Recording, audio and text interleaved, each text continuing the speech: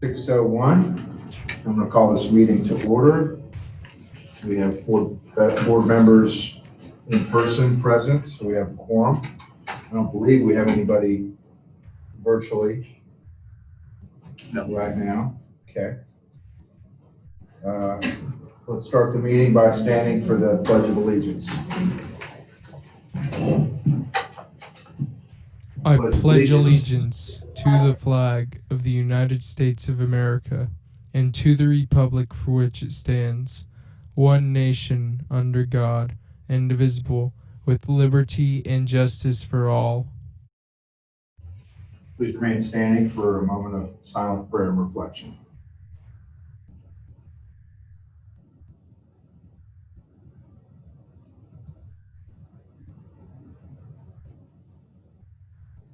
Thank you. You may be seated. No, you just got Lori. Lori just got him. Okay. Hey, I'm here, sir. I couldn't find the link. Okay, welcome. I'm going to ask now that the vision statement be read. The vision statement: empowering and inspiring all students to achieve their full potential. The mission statement: Wimberley ISD is dedicated to excellence in education that fosters a culture of kindness and respect, creates lifelong learners, and empowers students to make a positive impact in their community. We believe that everything that we do should help ensure the success of all of our students. As educators, we maximize class time in an engaging and challenging way. Our teachers are personally invested in our students. Students in Wimberley are committed to community service, and the community supports students in return. A quality public Wimberley ISD education drives the future of a successful Texas. As a district, we strive to meet the needs of the whole child, academically, emotionally, and socially. Wimberley ISD provides the foundation to create engaged citizens who will become lifelong learners. All our children, parents, faculty, and staff should be treated with kindness and respect. We are committed to excellence in all we do. Wimberley ISD goals: achieve excellence in education, foster a culture of kindness and respect, create lifelong learners, make a positive impact in our community.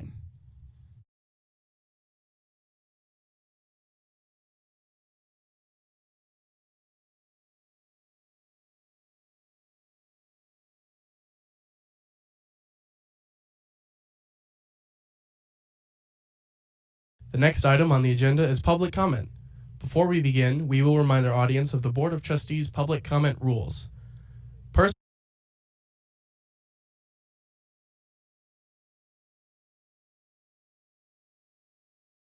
I'll read them in the order that they were submitted. First was Charlene Myers, representing Wimberley Community Tennis Association. Dear Board, we at the Wimberley Community Tennis Association greatly appreciate you bringing this matter before the Board. The partnership between WCTA and WISD has been strong and advantageous for all involved for many years. We look forward to contributing $20,000 to the LIGHT project and are happy to help move this project forward any way we can. The second comment was Tammy, no last name given, for Bubba's Got Gas. When was the last time that propane was up for bid? The third comment was from Brian Burke. Good evening, Board. Based on a recent Supreme Court decision, I understand that the Texas Association of School Boards has recommended language is to be updated in WISD policy regards to employee discrimination, specifically how it relates to members of the LGBTQ community. The attorneys for the Texas Association of School Boards has provided the district with updated policy language for simple adoption. They say this is routine for all types of policy, but for some reason this language was not approved at your last meeting. What is the delay in adopting this policy into WISD? Why is it that this school board continues to create delays and hurdles whenever LGBTQ matters of inclusion and protection come to the forefront? WISD is a public school system where there is no room for the application of preference-based exclusion. Please do not seek to marginalize others.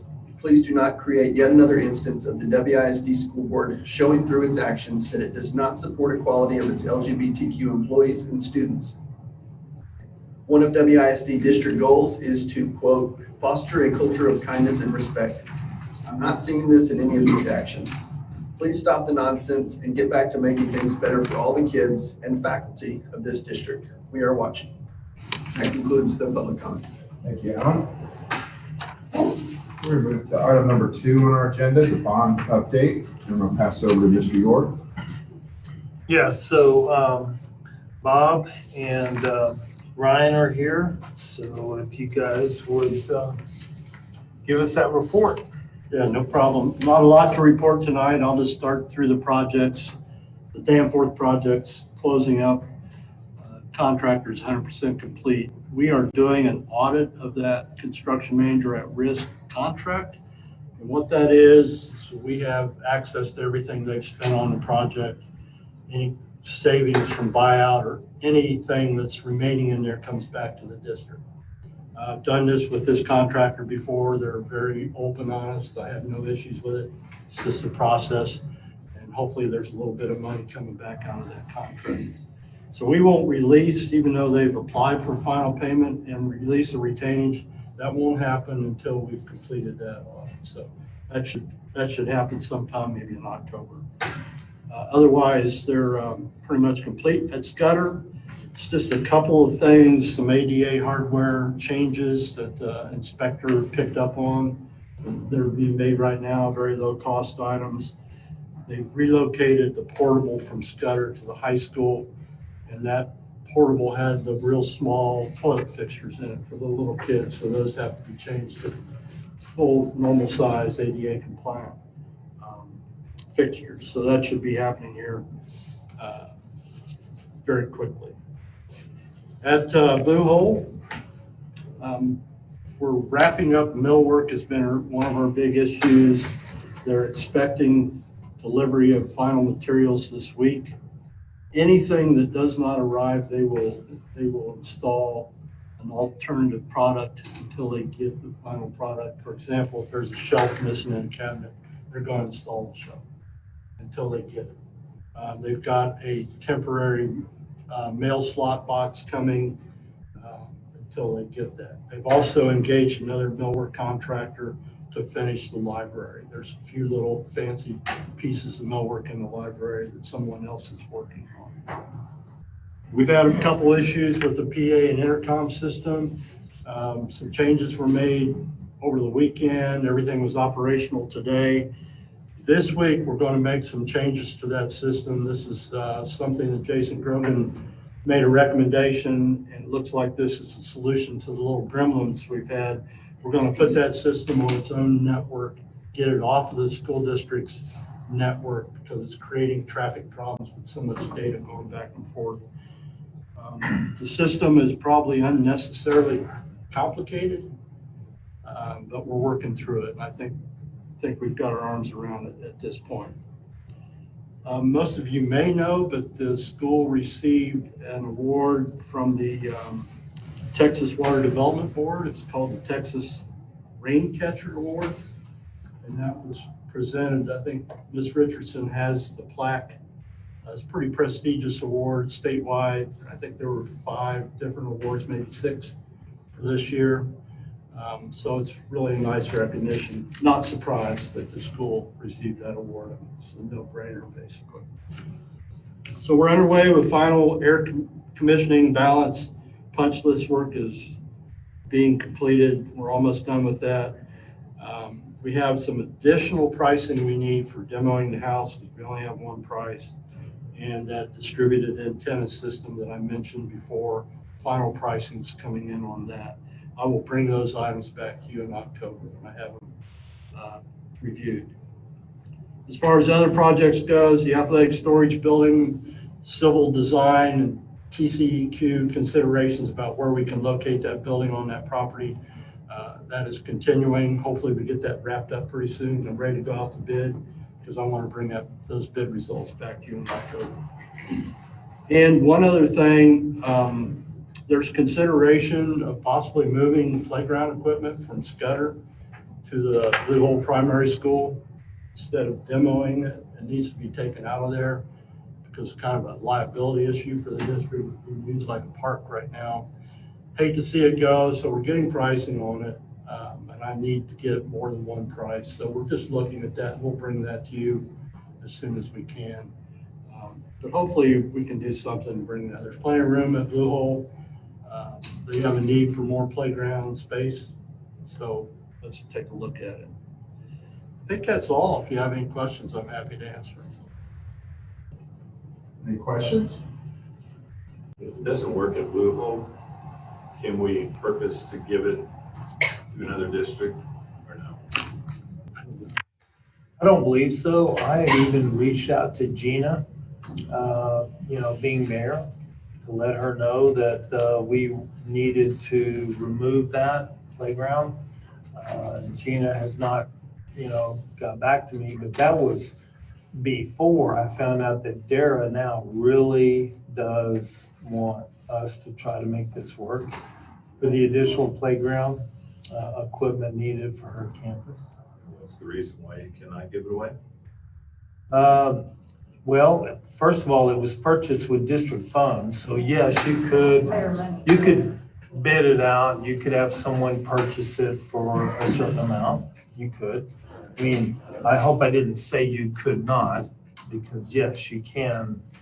You can put it out there and just like our auction. Yeah, if we need it, I agree. If we can't make it work, it seems plausible that we could sell it for $1. Yeah, To a no. district that doesn't Well, have. I know we can't sell it for $1 because It has to. it has to be equal to the value of it because it was purchased with taxpayer funds. So you literally would have it appraised. And depreciation I mean, Yeah. but with value. might be $1. Yeah, it might be $1, but we have to have. I will tell you, I'm very sure, having been part of some of that new stuff, that it's not $1. I will guarantee you, it's quite a bit more than that. Yeah, I think you understand where I'm coming But from. we could sell it if that made sense, but if we can use it, that'd sure be nice. And I guess if we were to use it, would we be able to establish the same, like, whatever we're using on the ground, that Ball surface. We Yeah. want to look at some options. That stuff's really expensive. Stuff's expensive. So we might just be looking at mulch, and Okay. we're going to price moving 1, and we're going to price moving 2. Okay. And we're going to look at a variety of fall surfaces, and that we'll include that poured in place as a comparison. It's not cheap to move these. It's a pretty big deal. Oh, yeah. They're concreted into the ground, and you have to cut them off and build new sleeves. So it's, it'd be nice to reuse them, it really would, but it's not going to be just something real cheap to do. It still needs to come out of there, Still no needs- matter No what. matter what, yeah. We've got, I would say on a daily basis, we have 15, 20 people, families. I mean, you don't want to be rude. They're community members, but they just need to know that we're, that campus no longer, we're not supervising that, and we're not upkeeping the fall surface. That's the critical piece to this, and that's what I've told the parents who are using it. We, so it does. Signs posted and everything. Yes, we do, but they climb the fence anyway. It's a lot. Okay. Thank you. Thanks for It was the, the community playground, so. thanks for the update, Bob. Yes, That sir. sounds good. Very pleased with where we're at on this, and we'll look forward to hearing maybe the final report on the numbers, I guess, next month or whenever those are ready. Thanks. All righty, we're gonna move on down to number 3, which is our consent agenda. Do we have a motion? I would move that we accept the consent agenda. Motion. Second? Do we have a second? I say, 10 seconds. Tracy's motion. Any discussion? Hearing none, all in favor, raise your right hand. Okay, it's unanimous. And there's Lori. Yep. We got everybody. Goodwill as well now. Okay. Okay. I don't see him on the Oh, there screen. he is. Just came up. He raised his There he hand. is. Hey, well, Raised his hand. all right. So motion carries. And we're gonna move to number 4, which is discussion regarding partnership with Wimberley Tennis Association repairs of tennis court lights. So, yes, over the past, I would say 3 to 4 weeks, I myself, you have too, Joe, we've put quarters in and we have no lights in some of those banks and they're very weak. And so these are definitely, it's definitely a system that we need to repair and fix. So what we did, I met with Bob Neal, president of the Wimberley Community Tennis Association. And before I could even get the words out of my mouth that we needed to go out for bid on this, he had already started that process. He knew about the buy board because we had talked about this in the past. And so I have submitted to you, and I hope you got Hellas's last, but I've submitted to you several bids. One is from FSG, who is a very reputable company. They are buy board. Eddie and I have dealt with this company before with football lights, and so they come in with their proposed bid at $74,382. The second bid, I printed these off in a random order. The second bid is from Hellas. They feel like that we need to do a little more work than just replacing the lights, and their bid came in at $139,998, so really about $140,000. I sent you that today. Elliott Electric Supply, to our knowledge, is not a member of any of the co-ops, but their bid was $44,500.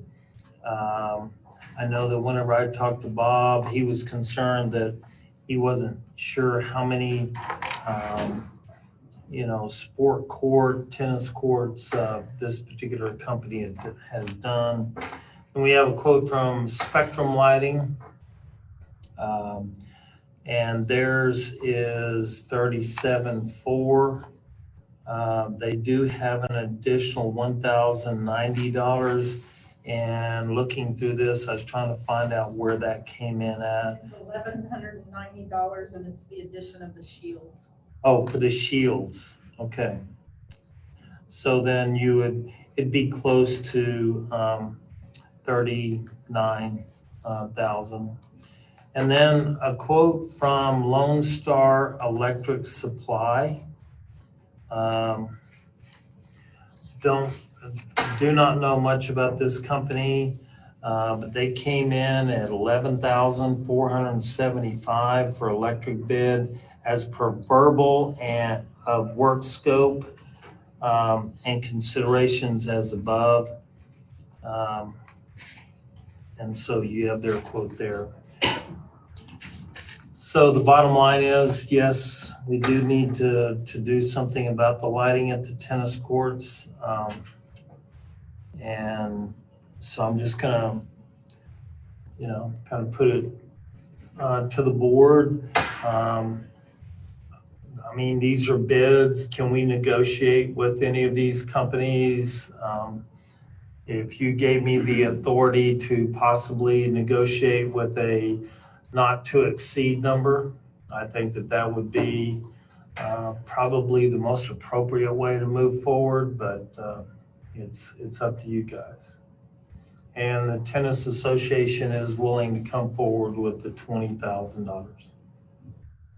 So my concern with what we've got is we do have multiple bids, but we don't have any singular bid that matches another bid.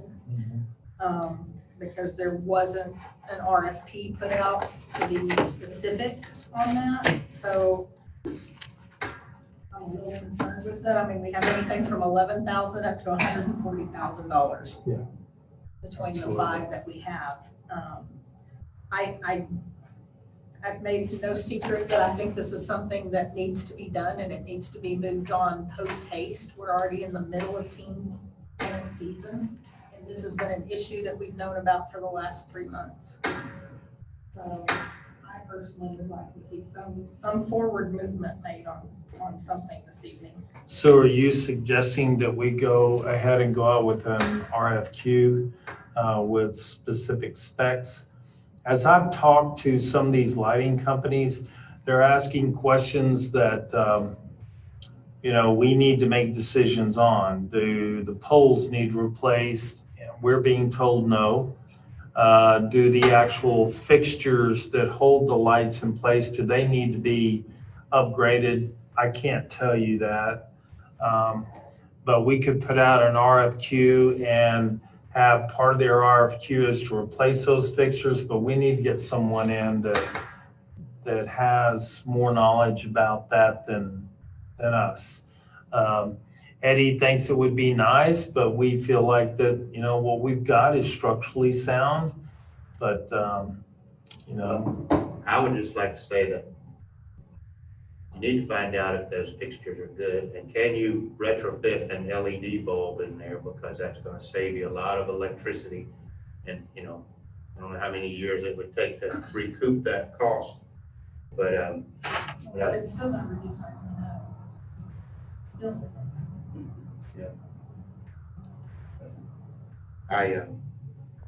so if you would like, we could get, we could get an RFQ out there on the streets ASAP. That would take 2 newspapers. That would be at least 2 weeks there.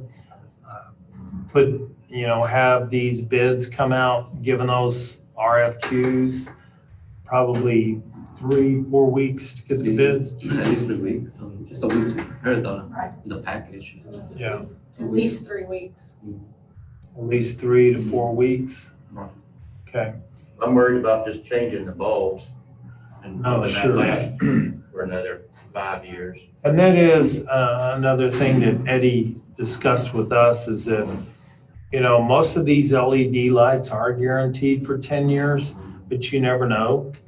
And then what if one comes out, we need to have a warranty of some kind with that company that they're going to come out. And so I appreciate the tennis association, though.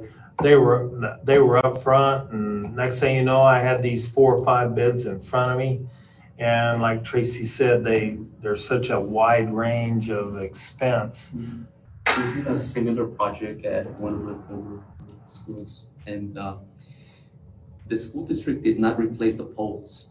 And after they had finished the project, like in 3-4 months, we had a storm and one of the poles fell. Luckily, there was no students. It was during the summer, but it fell and did some damage. So having those inspected, sure. Yeah, they would have to be inspected. Yeah. Make sure that. Yeah, I think your RFQ would have to be, fully inspected system all the way down to the circuit breakers and everything. And Sure. This kind of note here in your email, Dwayne, that says the replacement bulbs are inadequate for proper lighting. Yes. Is So that based on feedback you've received from the tennis association, or? yes, not only that, but I've reached out to a few individuals. So the replacement bulbs for that is not an LED light. It's like a halogen, the old things that back in the days of coaching that we had on the football field. Yeah.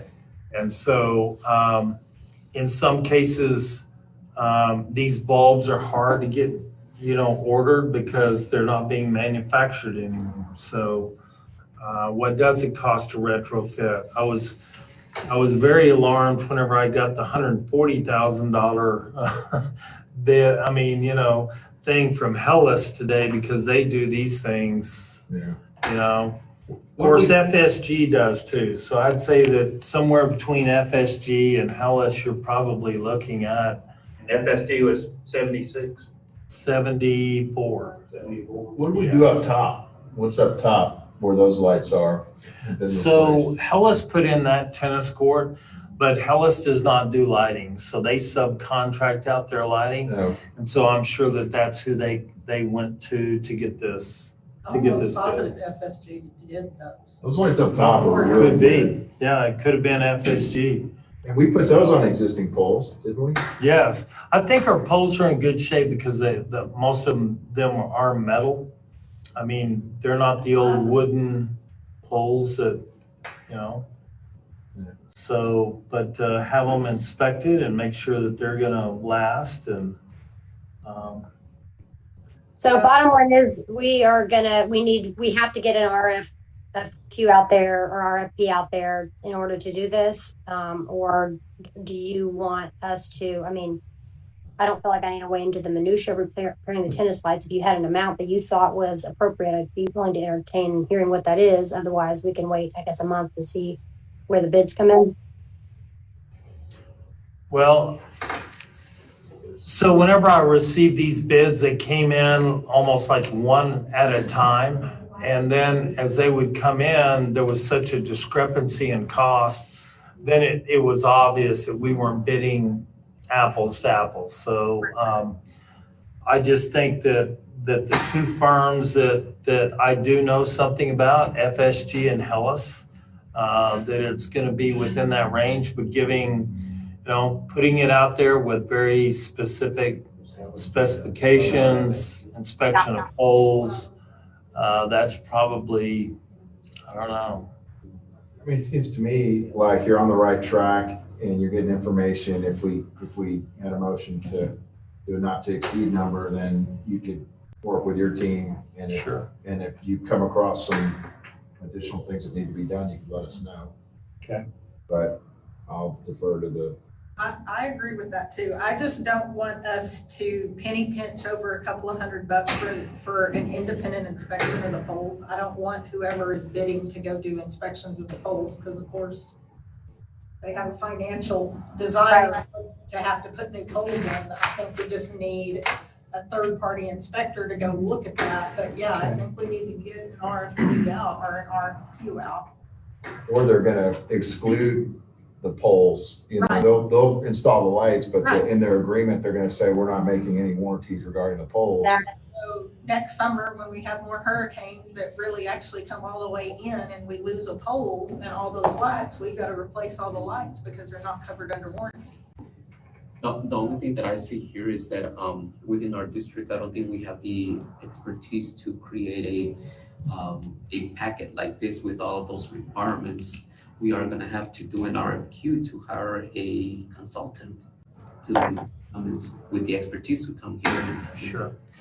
And in the past, I have gone to surrounding districts. We have so many surrounding districts who have just recently put in tennis courts. And I go to those superintendents and their building managers and their project managers get back with us and they help us so that we don't have to spend that money on a consultant. Because sometimes I feel like that, I don't know. I just reach out to Fredericksburg and Bernie. I guarantee they both have tennis courts. In fact, quite adequately. I'm going to the volleyball game tomorrow at Bernie, and I was going to talk to the superintendent and ask if I could have a discussion with them about what they did with their tennis courts, because that's so. Does Bob's firm not have somebody that could do that? I bet Bob could. They've done so many different projects. Every time I mention something to Bob, it's like, oh yeah, we've done like 50 of those, 60 of those. So I think AGCM, we have them here. Sure. Ask them if they have an expertise in this and can they help us write an RFQ? And if they don't, who would they recommend? Yeah, I mean, that's where I would start with this. Okay.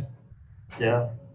I mean, it seems like it's going to take at least a few weeks before we even get a number back. So I guess we can just wait for the next meeting to approve this, or do we want to go ahead and approve an amount? And again, if we were to do that, Dwayne, what would you suggest? Well, the only thing that I would suggest, Joe and I talked about, is maybe a not to exceed number so that we kind of have an idea of what we're looking at here. So I would move that we approve Mr. York be able to move forward with the not to exceed of $85,000. I'll second that. Are these monies currently budgeted? No, sir, they're not. They would come out of fund balance. And Minus $20,000 from the Yeah. Right. You're in.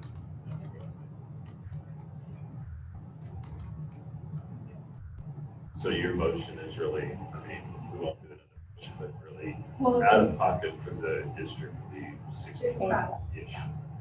with the expectation of out of pocket of the district, 65,000. Is there a second? I second. Further discussion?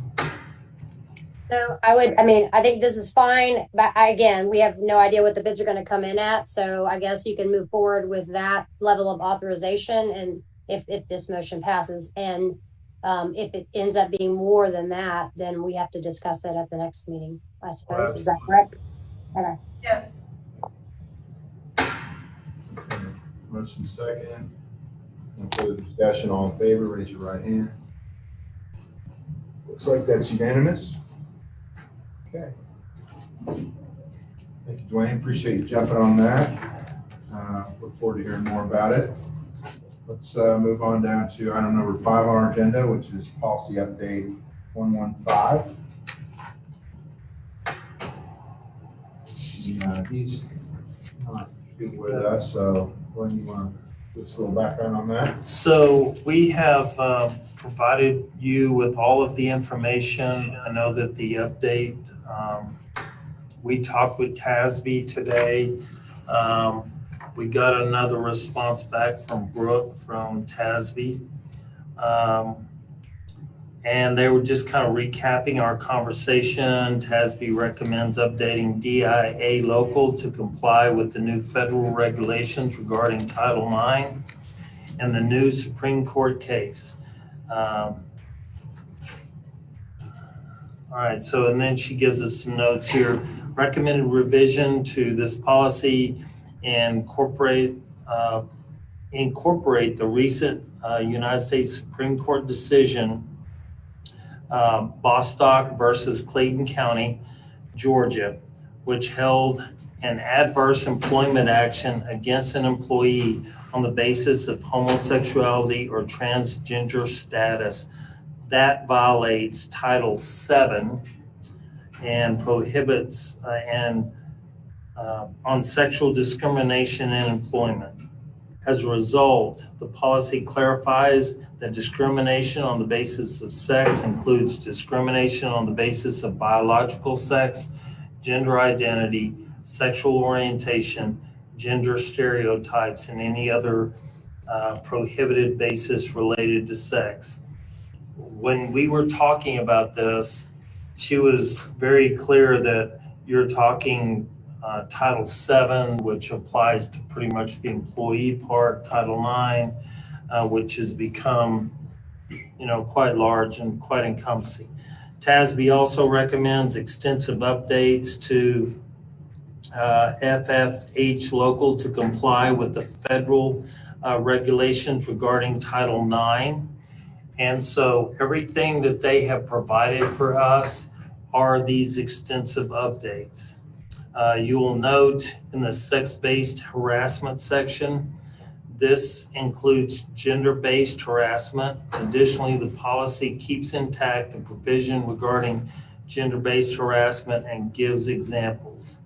The October revisions, if you'll remember, whenever we asked for advice then and brought in legal counsel, the October revisions, the district requested essentially are covered by the latest update, update 115. Okay. So I think that we provided you guys with all the information that we have. I talked with Oscar today even. We discussed this update. He almost verbatim said exactly what Brooke did from TASB.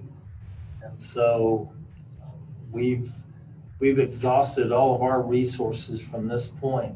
And so I would make a motion that we approve the policy update 115 as presented.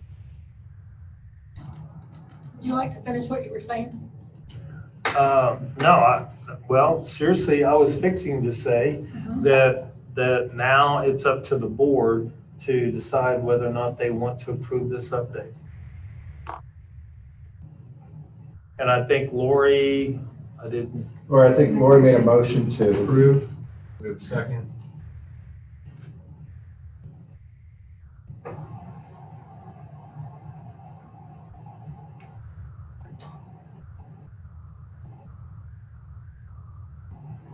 So, yeah, I'll second it.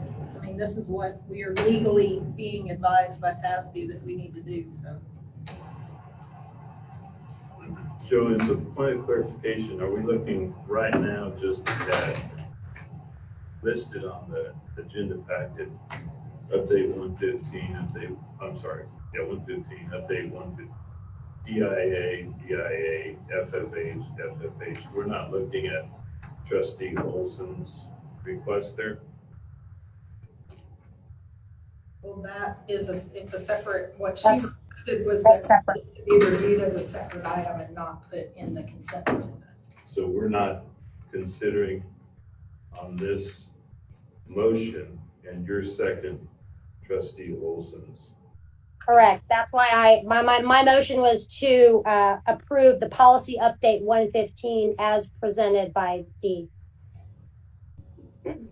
So right now, we're not looking at that. Is that correct, Mr. President?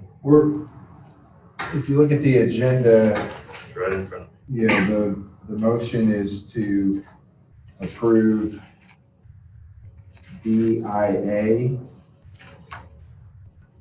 DMD, EI, FB, FD, FEB, FFG, FFH, FMF, FNG, and GF. Is that correct? yes, BF. BF board policies also. And just for reference, when we do updates now, TASB is requiring us to list all of the local policies involved in that update separately. So that's In the why it's agenda. listed like this. And that's why it's From listed. now on, that's how it's gonna be listed. So in essence, what we're talking about right now, Joe, is all the corrections and strikeouts and all that kind of good stuff that Dee did for us. TASB, That but was- yes. That's what we're talking about right now. Right, correct, yeah. No, And those were done by TASB? Yeah, Yes, that's sir. TASB. He was gracious enough. Sure, oh, absolutely, absolutely. She is on if you all have any questions. Oh, okay.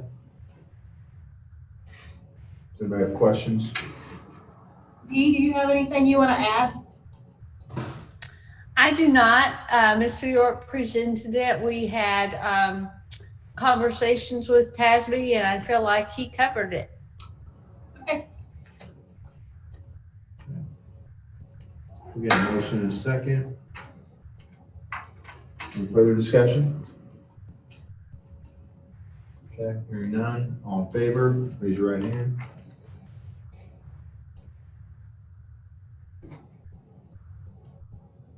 All opposed? It was 3-3. 3-3, motion doesn't pass. All right, we're gonna move on down to item number 6, which is reports. Well, my request still hasn't been considered. Oh.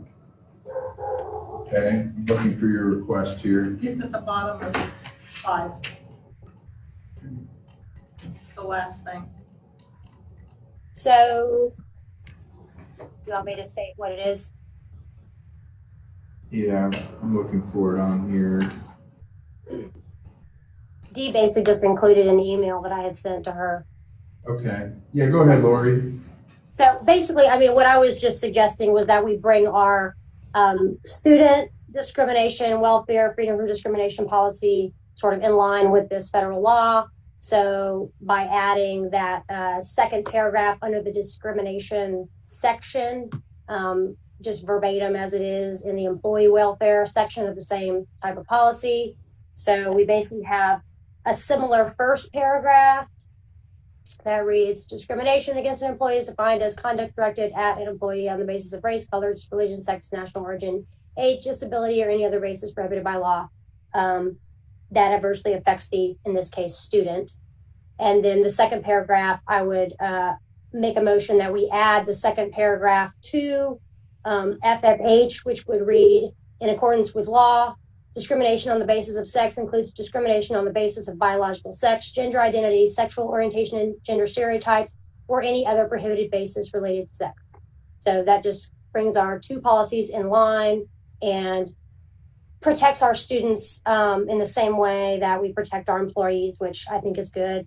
And, you know, again, this is just one of those issues where, well, it's federal law, basically, and even though the case pertains specifically to employment, that the decision was, I think, a little bit more generally broadly stating that the definition of sex includes all those things in any case. So I believe that we should add that there. I feel like that's a good way to show solidarity with our LGBTQ plus students. And I think it's a good thing to do. There's a lot of reasons to do that, from mental health and well-being of those kids, and to show our district and our community that we support those kids and we want to make sure that they're not discriminated against. And so I would move that we add that paragraph to FFH local. Lori, did you send that in an email? Yes. I did.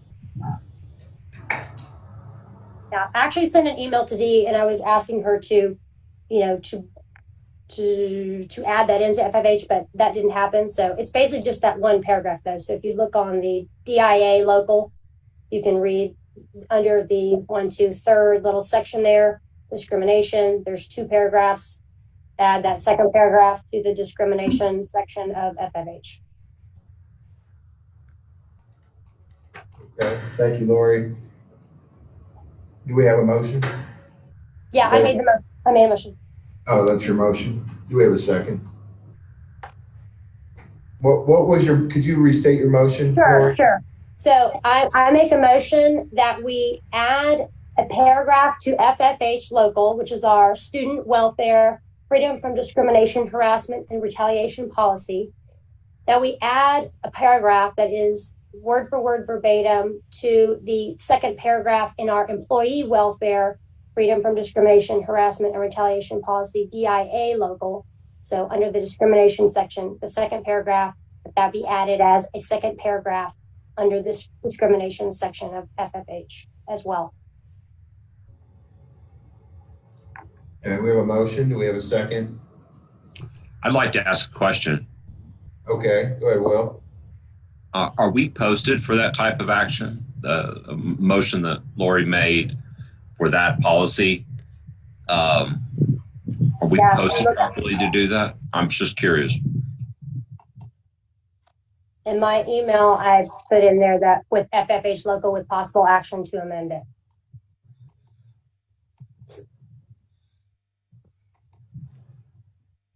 Okay, So, thank you, Lori. Thank you. Yeah.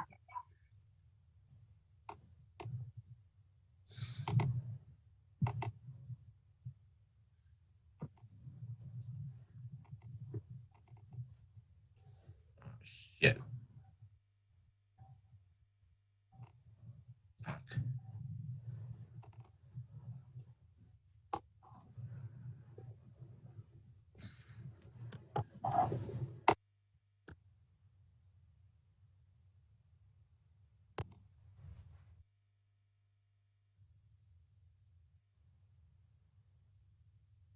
I can't, are you guys talking? Because I can't hear the room.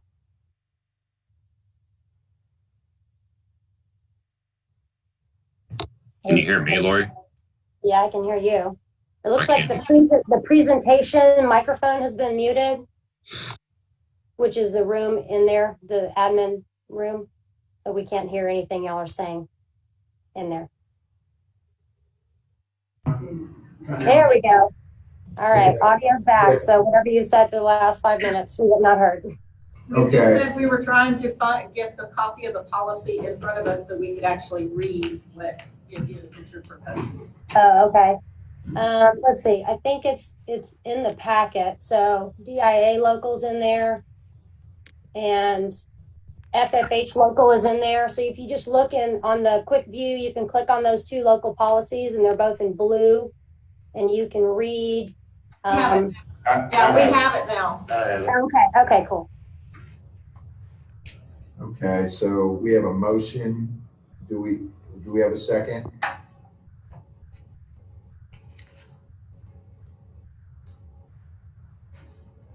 Okay, motion, no second. Motion does not pass. All right, we're gonna move on to item number 6. This is our reports section, and I'm gonna ask that our CFO, Jose Santiago, present his CFO's report. Okay. So the first one we have there, review and approve the district's investment policy. The Investments Act requires that the policy be reviewed by the board at least once a year. We have reviewed it and have discussed it with our investment consultant, and at this moment there's no required changes to it, so the board just needs to approve it. We will maintain the same goals of liquidity, safety, and of course the preservation of principle as prescribed in the policy. We have a motion. This is item 6A1. Bob makes the motion. Do we have a second? I'll second. 10 seconds. Any discussion? Hearing none, all in favor, raise your right hand. Okay, is that unanimous? All right. We have our financials. This is the last month of the fiscal year, August 31st. And at the end of the year, we had total cash investments in all funds, 19.3 million. General fund makes 57%, 11 million. Capital projects makes 30%. Our unaudited general fund balance is estimated at 9.5 million, which is an increase of 15% over the last year. Just keep in mind that this is still unaudited, so there's a chance that it might decrease.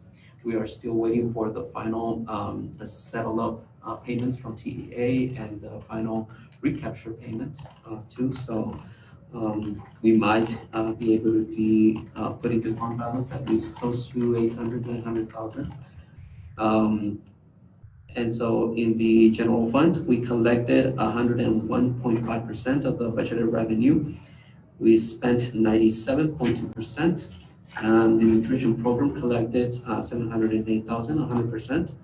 We spent 93% of that, and we did go into fund balance. So we are decreasing the child nutrition program by 139,000.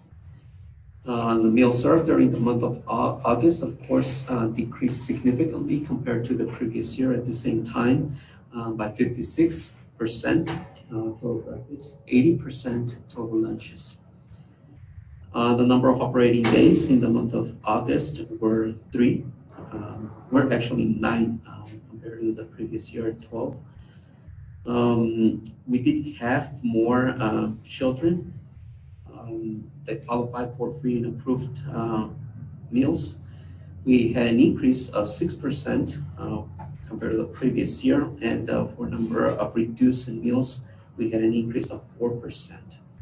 So hopefully those students do start eating here, and we start serving more students and serving more meals so that we can recover some of that lost revenue. In the debt service, we collected 99.9%, and we spent 99%, same. We are putting back into the debt service fund balance at least close to 600,000. In the capital projects, we spent 28.4%, and we earned at least close to 600,000 in interest revenue. In the special programs, we collected 1.3 million, and we had expenditures of 1.4. Keep in mind that we are still on a reimbursement basis, so we still have not received those funds, additional funds that we spent at the end of the month of August. In the proprietary funds, we had expenditures of 60,000, 77,000, 241,000 in the federal Christian program, Jacobs Well and the tuition-based program, and resulting in a net profit of 2,000, 11,000, 5,000, respectively. At the end of the month. Our tax collections totaled 106,000 for the month of August, which was 0.3 of the levy collected. Approximately 99.4 of the total levy was collected year to date, compared to 98.7 the previous year. So we collected about 1.7, 1.67 over the same compared to the last year. In the transportation program, now that we have resumed services, we are still having, of course, less student riders, both in the morning and afternoon routes. We are experiencing decreases of close to 72% student ridership in the morning and 59% in the afternoon. We still have 15 morning routes and 13 routes in the afternoon for a total daily ridership of 1161. That's the financials for the month of August. Basically, that's your entire fiscal year. Okay. So we did pretty good in managing our budget. Right. Considering the circumstances. Yeah, absolutely. Any questions? Okay, thank you, Moises. And now I do have my fourth quarter investment report too. This one also concludes the fiscal year. And for this last quarter, even though it's been pretty rough in the market, we were able to earn at least 52,000 at an average rate of return of 0.69, at an average daily balance of 30.4 million at the end of this quarter. As a result of this type of yield that we were earning, we had to move some funds out of the pool and move them into treasurers. So the pool got as low as 0.3. So that's our tax pool. So we had to move some money out of there and invest it into treasurers to try to earn the best yield as possible. We will keep maintaining our same maturities, at least 6 to 24 months. The longer we can extend at this period of time, the better. So I have already submitted a proposal to Mr. York for this current year. And not only investing our bond funds, but also our general funds, our portion of the debt service fund too, that we don't use until part of our recapture payment that we don't do until August.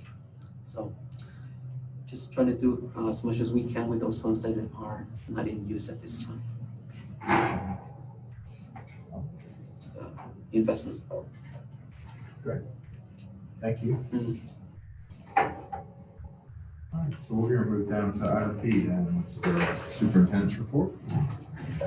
Yeah, so as everyone knows, we have been having quite a few discussions. Is Jason here? Yeah, it's on the other side of the pillar. Jason, would you mind to join us over here in the corner? There's been a lot of discussion about our testing center for asynchronous and synchronous students. Whenever we realized that these options were going to be available for all students, when TEA announced that, this was, we want to follow everything that TEA is asking us. I think it's helping out our families. The one thing, though, that when you're dealing with high school kids and even an 8th grader, whenever you start dealing with assessment integrity, testing integrity, we have a grading system unlike any across I-35 that I know of. It was pretty tough whenever I moved here back in 1998, and that is our regular classes. Their grade is a calculation of 30% homework or daily assignments and 70% assessment. And for our kids who are on an AP track, that percentage is 20 daily work and 80% assessment. So now we've got quite a few seniors and junior parents who are very upset that, you know, my kid's back in class. There are several kids who are, you know, competing with them for the top 10 or a GPA or whatever those positions are. And they're very upset that the integrity then of assessment is being lost unless we can proctor a test, or if we have something to maintain integrity of our assessment, of the actual assessment itself. So Jason, he came to me and he said, I just really think that we need a testing center. I think it's going to be very important. So I'm going to turn it over to Jason and just let him continue from there. And I really think that testing center discussion started when we had our safety meetings with the parents in here, and we were discussing the procedures and the protocols. When they were asking about testing, test integrity and things, the testing center came up in that conversation, and then that's how it just worked itself into the document that was submitted to the board on July 20th. As just a concern from the parents that were in that committee, the other parents that have brought that concern, and then the teachers themselves. So, you know, I saw it more from the teachers' point of view initially than I did from the parents, and just being able to proctor and monitor a test in your classroom full of 25 and 30 kids is challenging enough with all the opportunities and things that they have to make poor choices when those tests are being given. Then to multiply that times 3 with your synchronous students and then your asynchronous students trying to proctor at all times was also a concern, and being able to maintain the integrity at that point in time. So when the testing center was discussed, it was really an avenue to make sure that it was fair and equitable across the board for the students in terms of GPA, especially in the GPA courses and the classes that count towards class rank. You know, as you all well know, that the difference between a top 10% student and an 11% student, depending on the college, is an automatic admission. It's potential for scholarships and financial assistance once they get into college. So there's quite a bit at stake when it comes to the academic integrity of the testing program.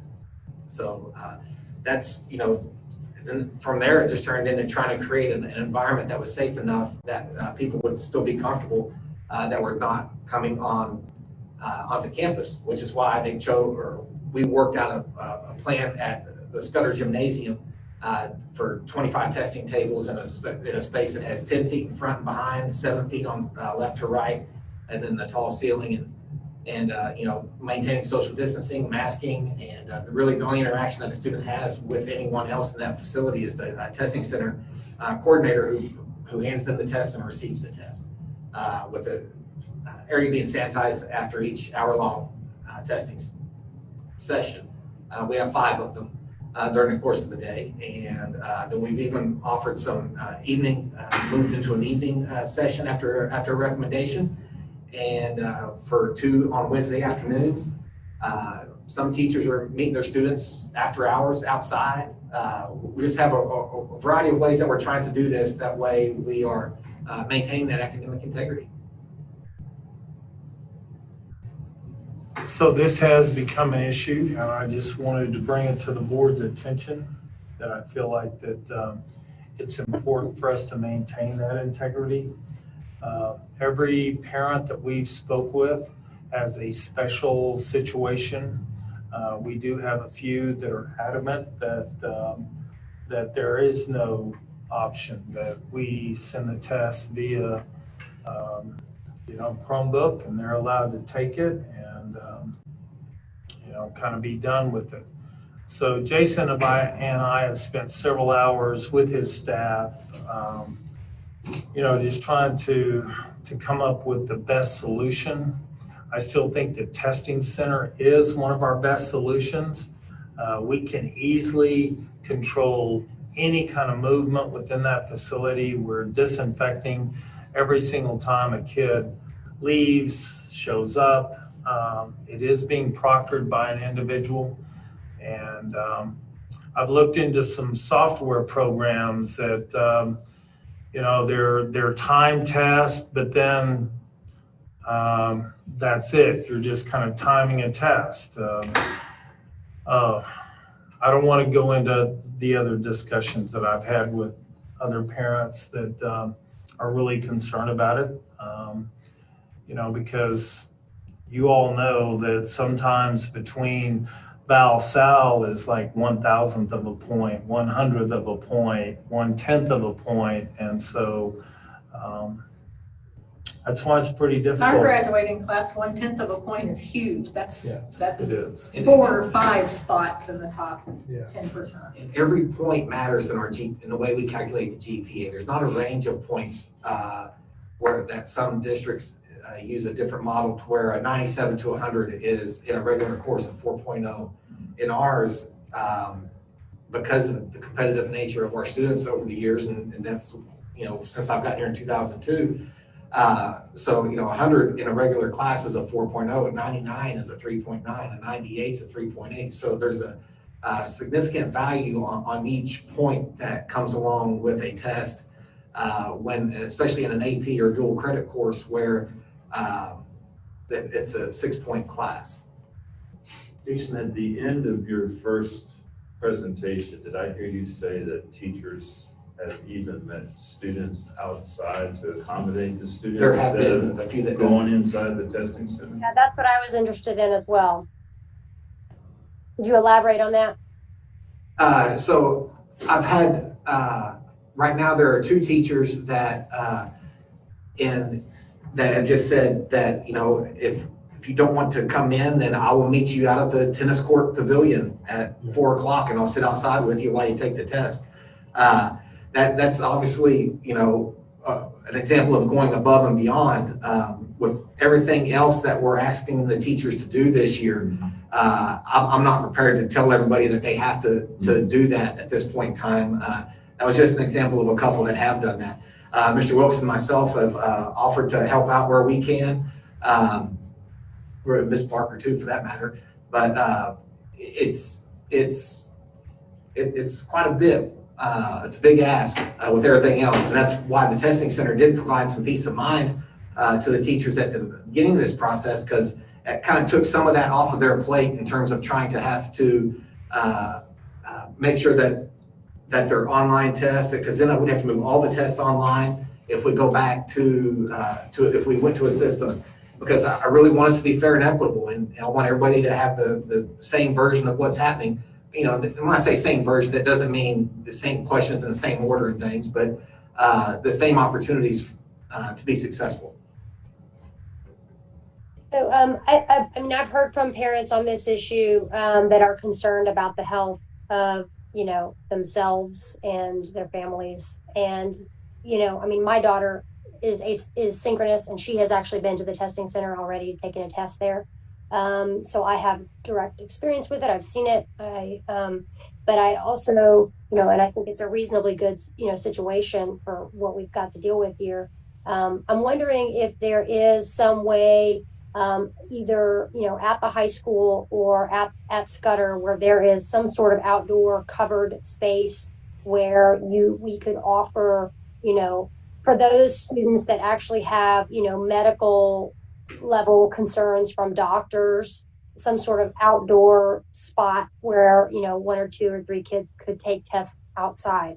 I mean, I think that's one step up, you know, from the testing center, in terms of just getting people outside, and is helpful, and it might, you know, make some parents feel more at ease.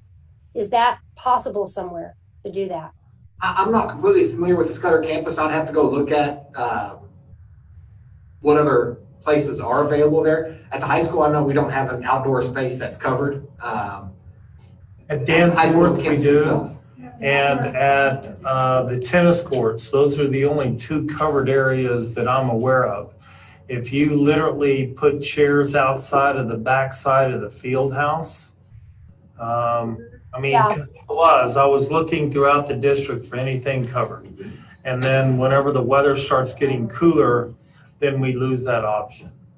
Well, I mean, it doesn't get that cold around here. I mean, but I mean, I think that even if, you had to, parents can have options. Even if if we found some sort of outdoor space that was workable, we could offer tests there once a week or twice a week, whatever the schedule, whenever people were available to proctor them and have sort of a, extension of the testing center that was outdoors. Again, to make accommodations for people that have true medical concerns, and aren't comfortable with the testing center as is. I don't know if that's possible, but I mean, it sounds like it could be possible and that we should try to look into making that workable for our families if we can.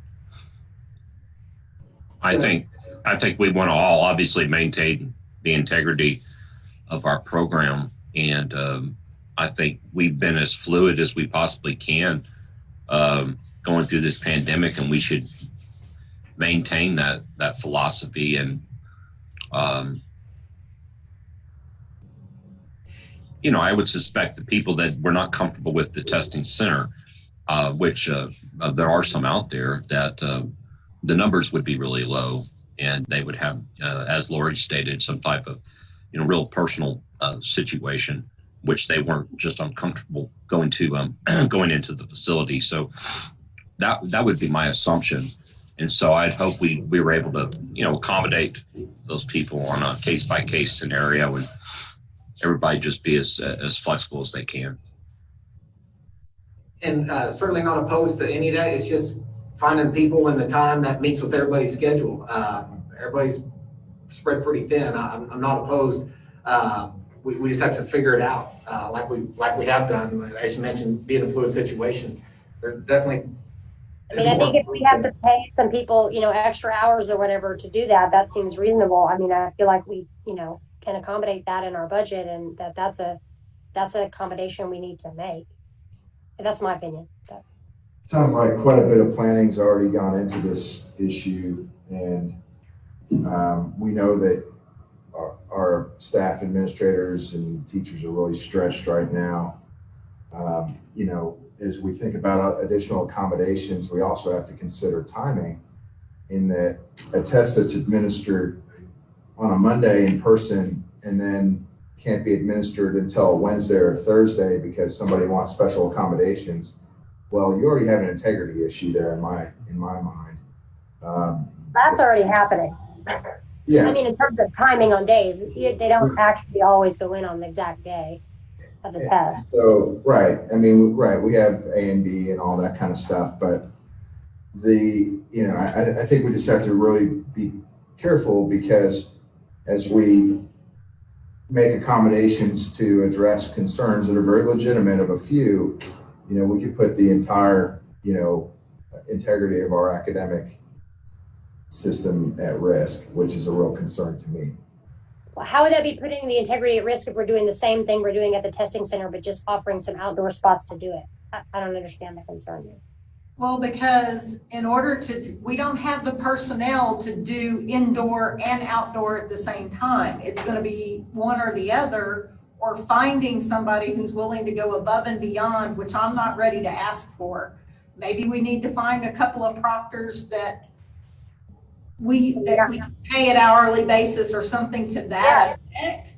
But I'm also not willing to step over our administrators and what they've already decided based on what they know with boots on the ground of how things are working, and with teachers already questioning the integrity of testing as it is already. So yeah, we're not here to mandate something here. At least I'm not, as a board member, looking to make a mandate on our. I understand that. I'm just curious. I want to hear from Dwayne and or Jason. What are those families doing if they're like, look, I can't send my kid to take a test? Are you just going to let them fail out of high school? I mean, what's the plan there? We're trying to avoid that to the best of our ability. And that's why some teachers have stepped up. But I will go back to Tracy's statement. The outdoor areas that we have on WISD campus are very, very limited. And weather will play a factor eventually if this goes on. And so we did everything that we could possibly do I mean, the gym of Scudder is an excellent location. It's confined. We can control all traffic in and out. We can sanitize. I mean, we have crossed every T, dotted every I whenever we were looking at where would this testing center be best located and how could we proctor it with one individual. And so that's kind of where we're at right now. And I will say from what I've seen, it seems like a lot for one individual. So I'll state that right, just if there truly is only one person doing all that, that seems like maybe we should look at hiring. Well, we ask our teachers to do that every year with STAR and EOC, and that's 5 times, 10 times above a testing center.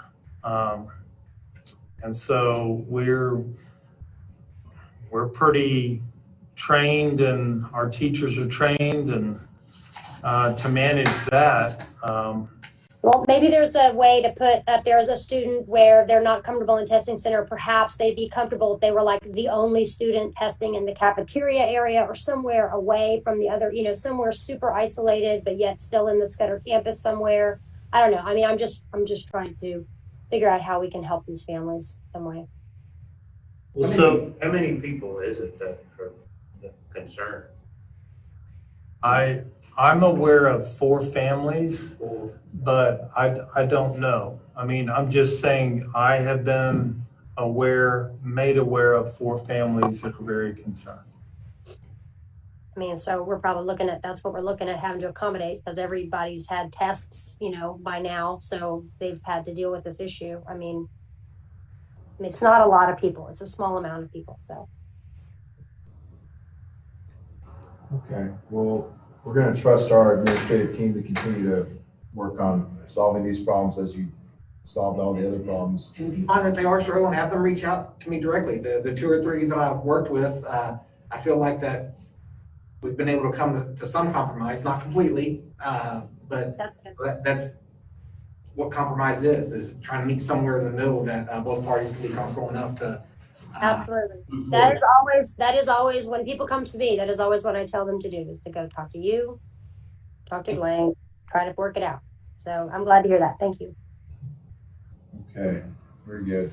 Let's continue to move along here. Dwayne, did you have anything else you want to share? No, I think that's the most pressing issue that we have at this point. We've been moving forward very well. I do want to give a shout out to our teachers. I mean, I've just been so impressed. I've been in so many classrooms, watching teachers just navigate all of this has just been phenomenal. And I just can't thank them enough. I really can't. We have teachers who are sharing with each other, methods of instructional delivery, ways to navigate the synchronous, the asynchronous. The other issue that we're having is attendance, but I have a meeting scheduled this week with all of with my superintendent faculty advisory. And they're going to be coming to us with challenges that they're having with just taking attendance to get credit for attendance. And so have we heard anything from TEA regarding funding based on attendance? So yes, I mean, we're funded as long as we jump through the hoops that TEA has given us to do. But the unintended consequence is it has fallen on the teacher's back then to literally go back and look at the 11:59 p.m. where a kid checks in and they didn't want to stay up until midnight because they had class the next morning, so the next morning they can come in and change that. So these are the discussions that we're having this week during the superintendent faculty advisory. And I've got registrars that are going to be there. I've got Rick Long who's going to be there. And we're going to hash some of this out because some of our teachers, they have a lot on their plate, and attendance should be something that is, something universal that everybody can do. And we just need to have a process. But I feel like that some of the teachers that I'm bringing in, they're going to have some great ideas. That's what this is all about. We're going to share ideas and come up with the best practice and make sure that we fall within the guidelines of PEAMS and TEA and how to get funding credit for that. But do we have a grasp as to where we are right now with ADA? no, we don't, because attendance is an issue. And so I brought in all of the attendance clerks along with Rick, and we needed more codes in Skyward to help us do this. There is a code that we cannot do given the TEA guidelines. And so just sitting down with Robin today at the high school, you're talking changing attendance. She had 6 piles, 42 kids here, 62 kids here, 100 kids here. I mean, this is what's happening. Some kids are trying to play the game too with synchronous and asynchronous. They just want to log on, walk off, go to a job, which we've had that discussion, have a job, and then they just kind of, yeah. So we've got some problems that parents need also help us out with. We really do. And so right now, that is an issue.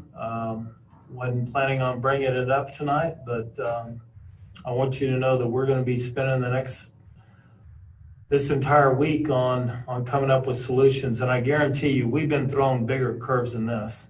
And we've got some great teachers and some great administrators. And I guarantee you, after a couple of minutes, we're going to come up with couple of meetings. We're going to come up with some good solutions and be able to take that stress off of our teachers.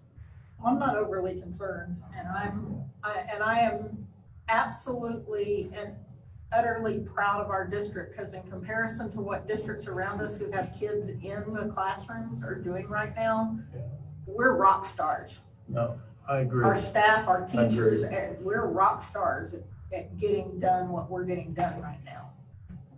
You're exactly right. I appreciate that comment. I know they do too. Yeah, I've got 3 kids on 3 different campuses, and I'm thoroughly impressed. Things are rocking along great, and we really appreciate all the effort from our team here, our administrators, all the way down to our teachers, our aides, and everybody that's on campus. All right, let's move along here. So, can I ask one more quick question, sort of COVID related? Since we have the website that's updating on the campus case count, is that something that when our principals send out their weekly newsletters or that we could on a weekly basis, like email out those numbers to our parents that are at those campuses, just so that we're giving them that information as opposed to them having to go find it and look for it themselves on the website? Is that something that we could try to add into those reports? Yeah, so I really follow Darrell's lead on that. I mean, her and Roz are attending those meetings weekly. We're following all the CDC protocols. In fact, when you are dealing with Roz and Darrell, there are no gray areas, believe me. So I even see Darrell is on this Zoom. If you would like to answer that question, Darrell, I didn't realize you were on here. But anyway, yes. So we've got are you unmuted, Darrell? She's muted still. There we go. Yeah. Can y'all hear me? Okay. Yes. Yes, Darrell, did you hear the question and how we're reporting our COVID cases? I think, can you hear? Yes. Yes. Okay.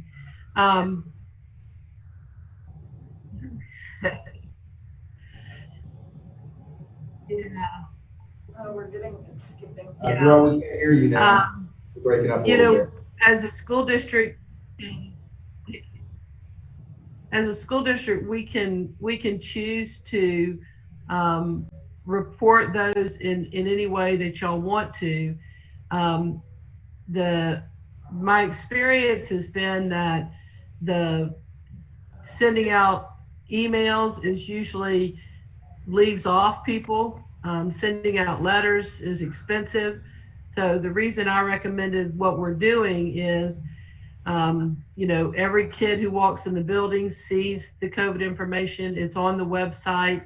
We're not sending out a lot of letters. We're not sending out emails that include some people and don't include others. And we're meeting the requirements, but we're not making it the focus of what's happening at school.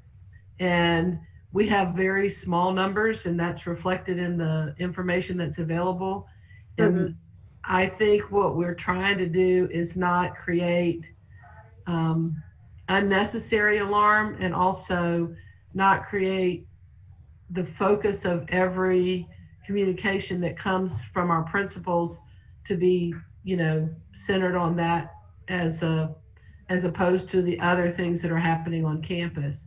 But as far as can we do that? Yes, we can.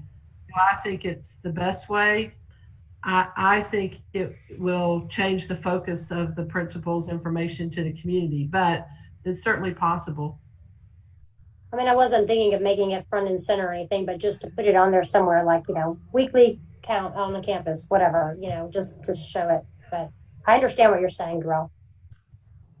Well, I think it's readily available on the website, and I know Jason and I've had this conversation last year. The number of unopened newsletters that go out is extremely high, and we're having to over communicate because of lack of face-to-face with so many people right now that I tend to agree with Darrell. Need to be the focus of that communication. Yeah, I mean, that's true. We also do need to get the newsletters to the point where you don't have to click through the email to get to them. They need to just be in the email, but that's a whole nother issue. But yeah, I mean, that's, I'm sure there are a lot of those don't get clicked on. So I get it. Darrell, I really like your point about just making what actually is happening on the campuses the focus, and not have everything with this shadow of COVID, so I appreciate that approach. I think it's very thoughtful, and I'm comfortable with it moving forward, for one, as one board member.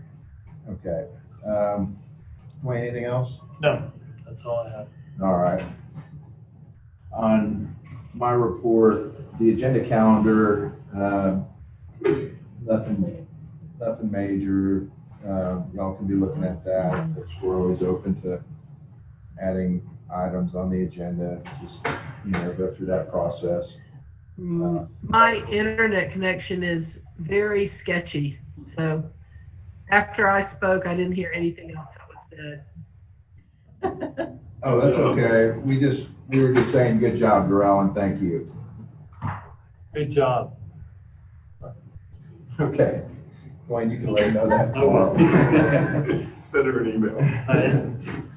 Dwayne, did you ever do the filtration stuff? Well, we're getting there, Lori. Oh, okay. All right. I couldn't find it in there. Coming up. The election information, that's upcoming in November. I had a board request from Rob about the Big Sur. Rob, I think you're gonna offer to take the lead for the district. Could you tell us a little bit about that?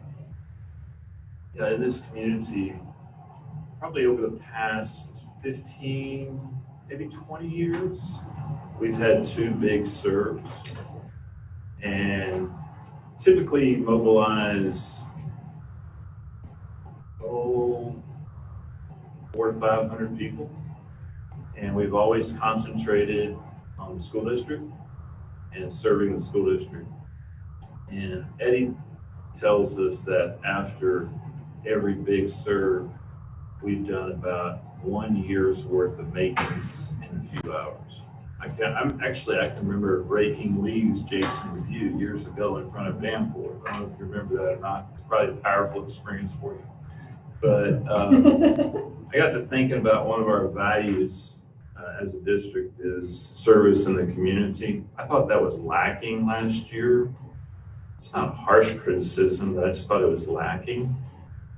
And I was going to pitch this idea to you, my fellow trustees, in mobilizing WISD students, primarily focusing on junior high and high school students, but also not excluding any elementary age students, in partnering with the Helping Hands organizations in the community. And there would be one rep from each Helping Hands organization to form, quote unquote, an executive committee. And do again concentrate on the needs of the district, but also branch out into other nonprofits that may need a hand. Don't corner yourself into just nonprofits, because there might be, other worthy causes. I think we need to stay away from private households just because of the whole COVID thing. But I think we can pull this off in a responsible manner. Given COVID will probably be hanging around. I hope not, but it probably will be. And if we have our kids in school, I think we can still make this a go. And so I'd be willing to run lead on behalf of WISD and do it on Martin Luther King Jr. Day, which is January the 18th of obviously 2021. There you have it, Mr. President. Okay. Sounds like you're off and running. I don't know if we need any formal action on that, but I'm comfortable with you taking the lead, and just let us know what you need as you go. All right. Any comments? I would solicit comments and questions just to make sure. No, I think it's yeah. I mean, forgive me. We have Good. Wonderful. Good. I was writing down notes because we have an admin meeting coming up on Wednesday morning. Yes. And so yes, this is going to be now on our agenda to just, I think that this will be an excellent way for our kids getting involved. And we know how involved they were during the flood and all of that. So, yeah. And we want to keep it really simple where Sure. Andy identifies this project, this group has signed up and taken care of that project. Here's the tools that you need, and keep it simple. Use the KISS theory, just not. Yeah. Would all this service take place on MLK Day? Yeah, I think it's a great idea. I've seen some neighboring communities do similar things. They sound like it's just a great. Done have been extremely successful. Absolutely amazing. It'd be great to get kids involved. And Alan, it's a good opportunity for media exposure. Absolutely. Along the corridor. It's not while we're doing it, but it's reality. Yeah. Good. Well, it's exciting. We'll look forward to hearing more about that. All right, we're going to move down to the research HEPA filtration system for HVAC. We brought this one up, and I know Dwayne's been working on it. So I sent you guys several emails with a bunch of information. I cannot thank Eddie and Dawson enough from our maintenance team for doing the research that they did do. I don't have all of that research in front of me because I was hoping that the PowerPoint did everyone receive that PowerPoint? I did not get it. I mean, I got the email that said it was there, but I didn't see it. It wasn't attached. It was not attached. Oh my God. Can we show it? Because I had it sent to me. So he did send an email. It is, and you can do research on biothermal ionization system, which he would highly recommend over the HEPA filter. But in his PowerPoint, he also has, here's what we could afford to do today. And then this is moving forward. Golly, I know She's forwarding it. Tracy is. Okay. I know his PowerPoint was on that email. I apologize.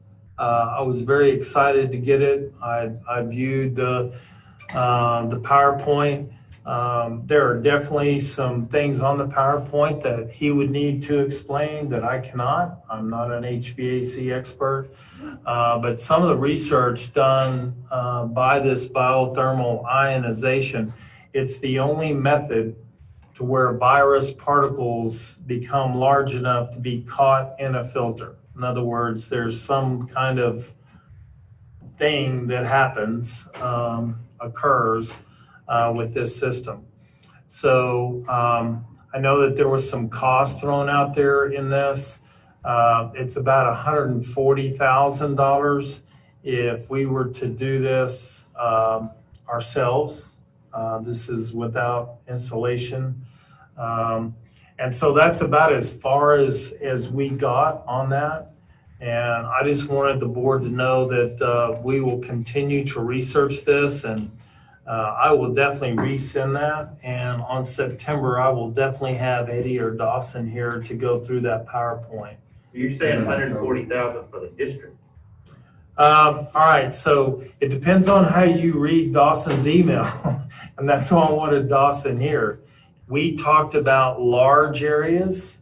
We talked about classrooms. We talked about, does it look different in a cafeteria or a gym where you have a tall ceiling?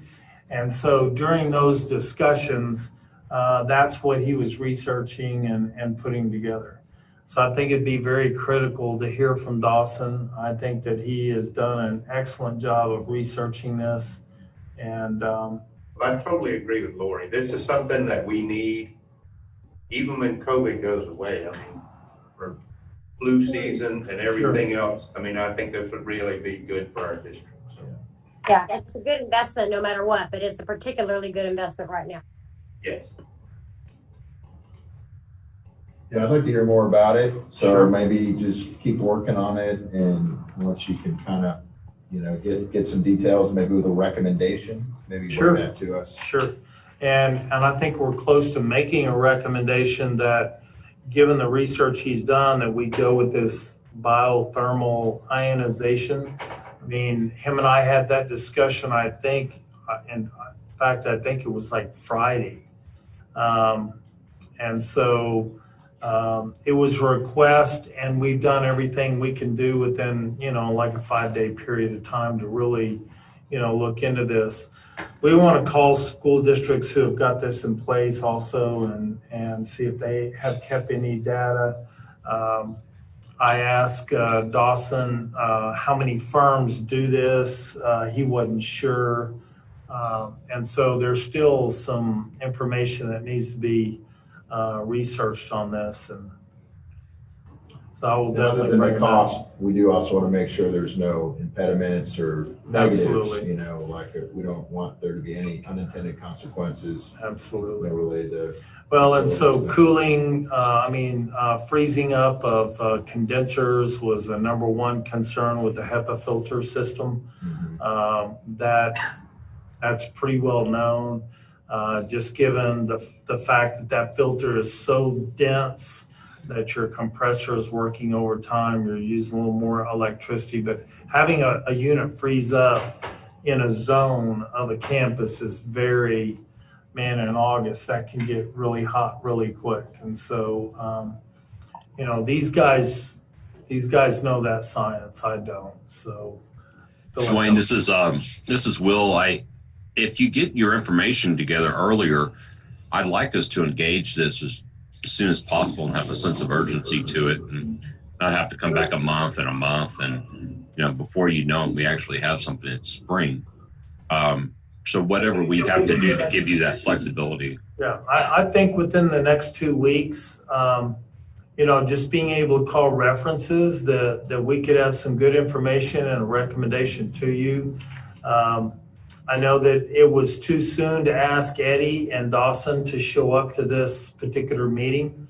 And so, but we will be prepared to get you additional information as quickly as possible. Yeah, great. Well, I definitely agree with Will. I mean, if we need to have a little quick special meeting at some point, as soon as you have this, to get moving on it, I think that would be a good idea. Okay, we'll look forward to hearing more about that. As soon as you have that information available, we'll go from there. I don't have anything on the TASB delegate and alternate.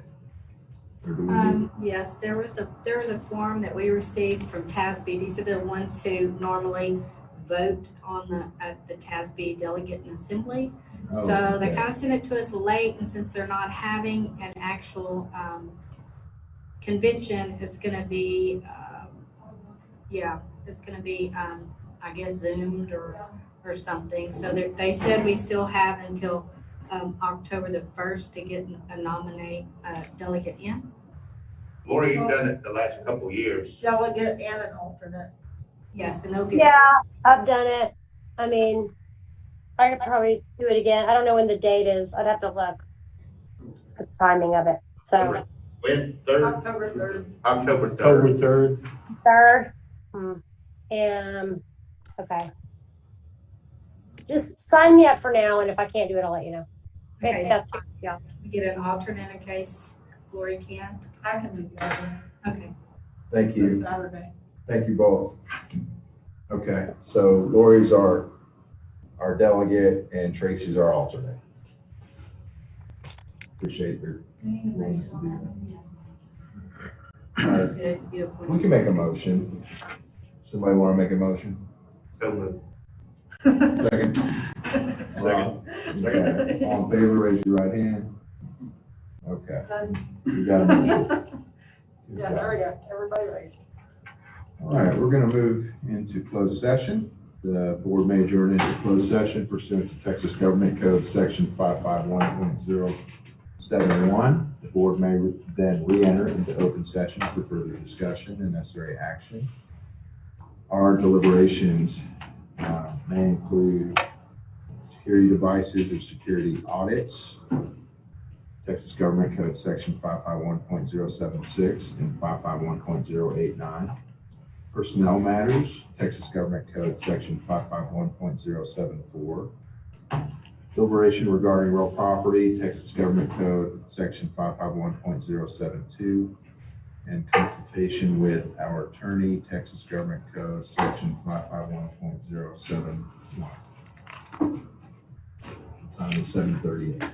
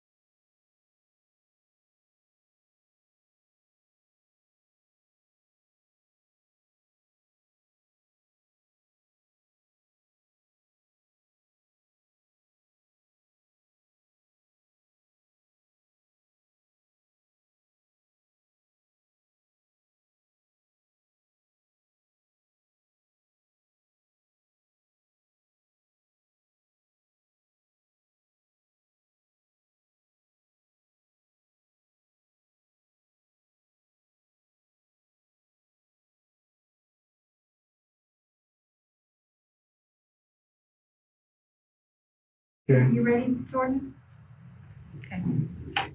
All right, it's 8:05, coming out of closed session into open session.